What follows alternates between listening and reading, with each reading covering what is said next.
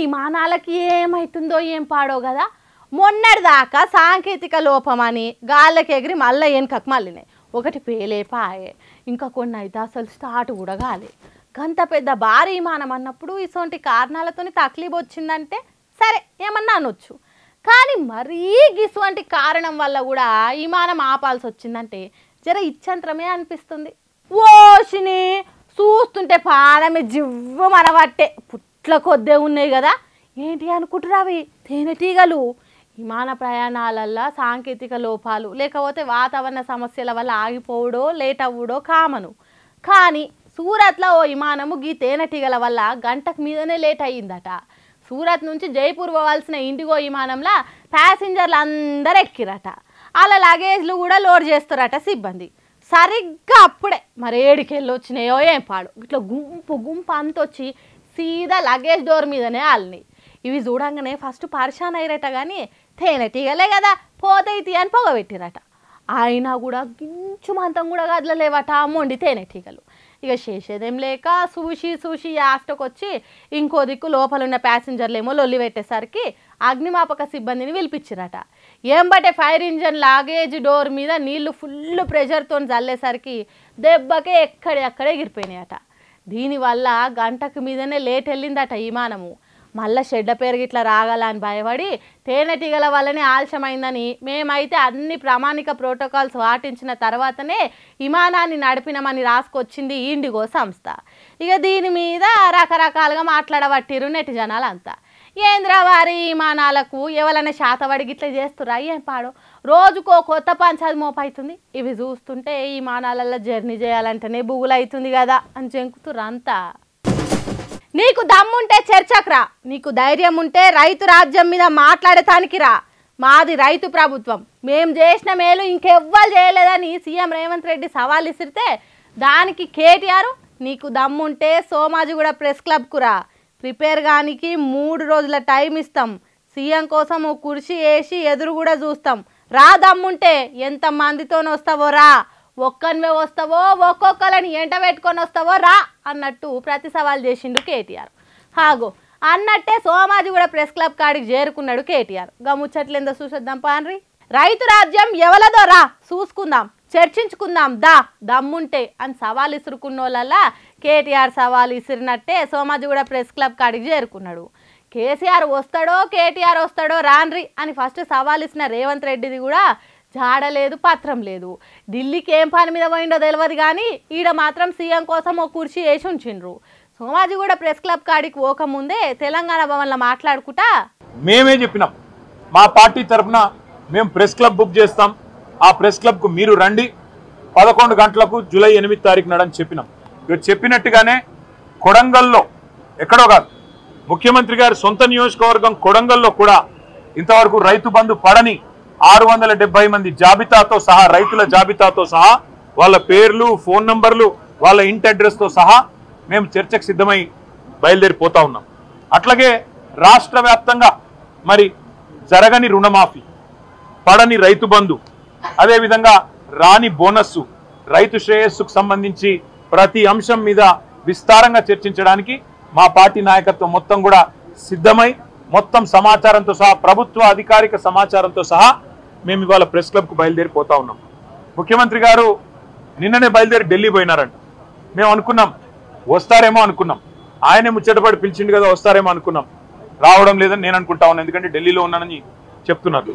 మరి వ్యవసాయ మంత్రి గారు వస్తారా లేదా ఇంకెవరన్నా బాధ్యత గల మంత్రి గారు వస్తారా లేక ఉప ముఖ్యమంత్రి గారు వస్తారా మాకు తెలియదు. ఎందుకంటే ముఖ్యమంత్రి గారు స్వయంగా విసిరిన సవాల్ కాబట్టి తప్పకుండా వారి ప్రభుత్వం నుంచి ఎవరైనా ఒక బాధ్యత గల వ్యక్తి వస్తారని నేను అనుకుంటా ఉన్నా. మేము పోతాము, అక్కడ ఎదురు చూస్తాం. ఎవరన్నా బాధ్యత గల మంత్రో ఉప ముఖ్యమంత్రో వస్తే వారితో కూడా మాకేం బేసిజం లేదు, ముఖ్యమంత్రి రావాలి అని మేమేం అంటలేం. ముఖ్యమంత్రి గారి తరఫున ఒక మంత్రి వచ్చినా వారితో చర్చించడానికి మేము సిద్ధంగా ఉన్నాం. ఎట్లయితే గట్లాయ అన్నట్టు సోమాజిగూడ ప్రెస్ క్లబ్ కాడికి బయలుపోయినరు బీఆర్ఎస్ పార్టీలంతా. అన్నట్టే ఆడ సీఎం రేవంత్ రెడ్డి కోసం ఓ కుర్చీ వేసిండ్రు. ఉత్తగేసుడే కాదు నీ కోసమే కుర్చీ వేసినామన్నట్టు ఓ కాగితం రాసి పెట్టిండ్రు. అట్లా కూడా రానందుకు నినాదాలు చేసిండ్రు. పక్షాన చర్చకు మేము వచ్చినాం. రైతుల పక్షాన చర్చకు మేము వచ్చినాం. రైతుల పక్షాన చర్చకు మేము వచ్చినాం. ఇక తర్వాత మాజీ మంత్రి కేటీఆర్ మాట్లాడే ముందు తెలంగాణలో ఆత్మహత్య చేసుకున్న రైతన్నలకు నివాళి కోసం 1 నిమిషం మౌనం పాటించిండ్రు. ఈ రాష్ట్రంలో గత 18 నెలల అరాచక పాలన వల్ల ముఖ్యంగా రైతులకు ఇచ్చిన మాట తప్పి మోసం చేసిన కాంగ్రెస్ ప్రభుత్వం యొక్క వైఖరి వల్ల ఆత్మహత్యలు చేసుకున్న 600 మంది అన్నదాతల కోసం 600 మంది రైతన్నల కోసం ముందుగా 1 నిమిషం నివాళి అర్పించి ఆ తర్వాత మనం మాట్లాడుకుందాం. దయచేసి అందరూ కూడా మౌనంగా 1 నిమిషం లేచి నిలబడవలసిందిగా అందరినీ కోరుతాము.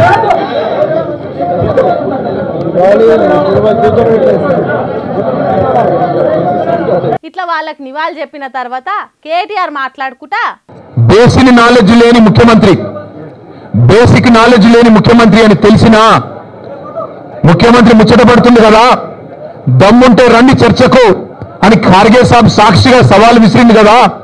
కేసీఆర్ వస్తాడా, కేటీఆర్ వస్తాడా, ఎవరు వస్తారో రండి అని తొడగొట్టిండు కదా. వస్తాడేమో అనుకొని ఇక బేసిక్ నాలెడ్జ్ లేదు కాబట్టి ఓ 72 గంటల టైం తీసుకో, ప్రిపేర్ అయ్యి రా, నువ్వు ఎక్కడికి రమ్మంటే అక్కడికి వస్తాం. ఒకవేళ ఎందుకంటే నీకు మాట మీద నిలబడే అలవాటు లేదు కాబట్టి, నువ్వు మాట తప్పుతావని తెలుసు కాబట్టి, నీకు జూలై 8 నాడు 11 గంటలకు మేమే ప్రెస్ క్లబ్కి వస్తాం.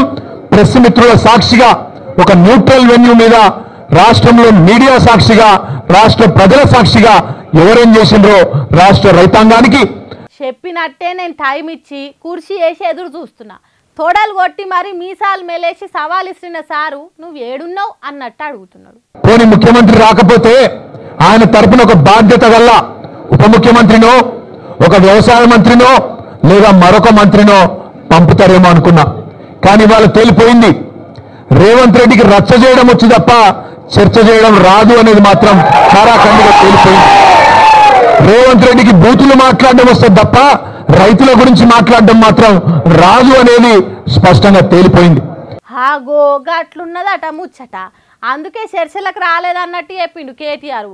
ఇట్లా ఘాటు గరం మాట్లాడే మాటలే కాదు, మధ్యలో జరసేపు నవ్వుకునేందుకు కామెడీ గిట చేసిండు.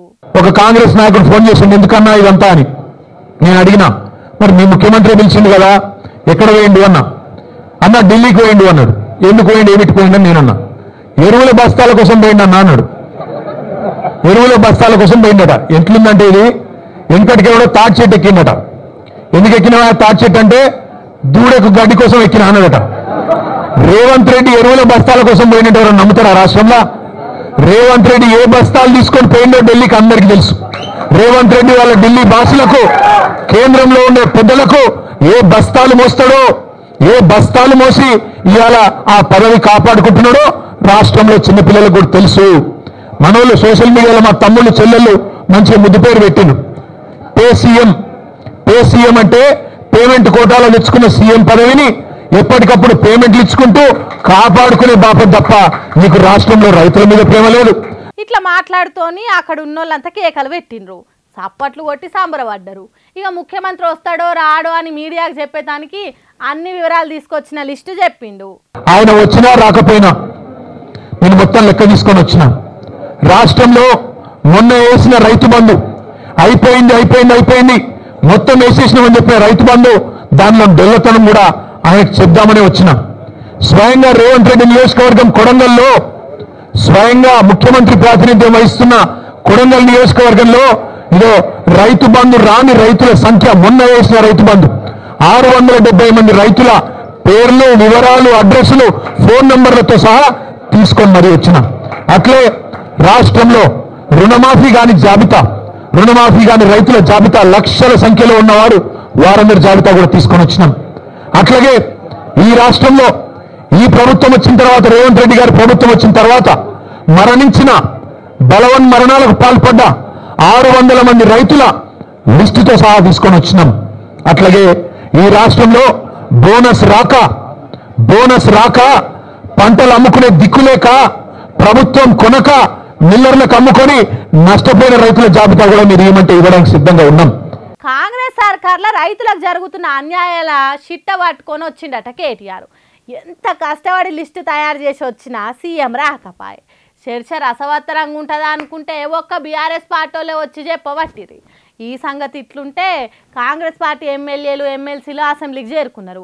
ఏదైనా మాట్లాడాల్సి వస్తే అసెంబ్లీలో మాట్లాడుకుందాం, అసెంబ్లీ పెట్టుమని కేసీఆర్ను లేఖ రాసి ఇచ్చేటట్టు చెయ్యిండ్రని బీఆర్ఎస్ పార్టీలకు చెప్పిండు కాంగ్రెస్ పార్టీ మంత్రులు.